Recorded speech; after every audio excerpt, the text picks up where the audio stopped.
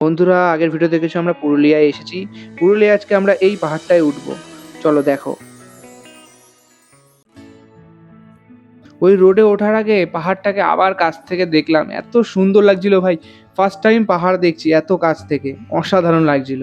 তারপর রাস্তা দিয়ে যাওয়ার সময় রাস্তার পাশ থেকে একটা পাহাড়ে ওঠার জন্য শর্টকাট দেখতে পেলাম, সেখানে ভাইকে ক্রিসের মতো উঠে গেল পাহাড়ের ওপর। সেখানে গিয়ে দেখলাম মনা ওর মা আর সোনামার সাথে আগেই ওখানে উঠে গেছে।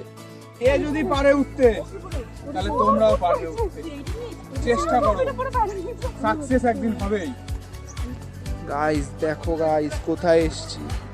তোমাদেরকে নিচ থেকে যে পাথরটা দেখাছিলাম এটা সেটাই। দেখো এখান থেকে চারিপাশটা কত সুন্দর লাগছে গাইস। ফোন থেকে জানি না তোমাদের কেমন লাগছে, কিন্তু সামনাসামনি আরো বেশি ভালো লাগবে গ্যারান্টি।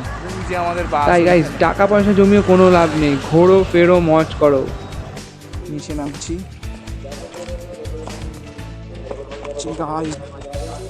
ভয় করছে।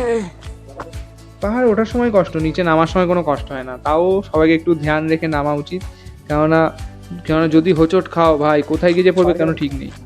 তারপরে ডোনা এই জায়গাটা দেখলো, এটা হচ্ছে একটা ড্রেন মতো, এখান থেকে কোথা থেকে হয়তো জল এসে নিচে যায়।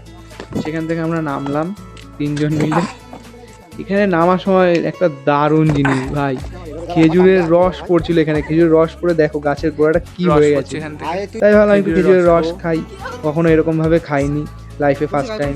অসাধারণ লাগলো। দারুণ খেতে, তাই ভাই বললো যে আমাকে একটু খাবো, আমি একটু খাবো। আমিও খাইনি কখনো। দারুণ খেতে ও খেয়ে দারুণ লেগেছে। তারপর আমি নামছিলাম, ভাইকে বললাম একটু ভিডিও করে দে, সবাইকে একটু দেখাই আমি কত ফিট। তারপর ও ভিডিও করে দিল। তারপর ওখান থেকে আমরা আবার সেই রাস্তাটা ধরে ফিরে আসলাম আমাদের বাসের কাছে। এখানেই শেষ নয় বন্ধুরা, এরপর আরো অনেক জায়গায় ঘুরতে গেছি, সেগুলো পরের ভিডিওতে দেখাবো। টাটা।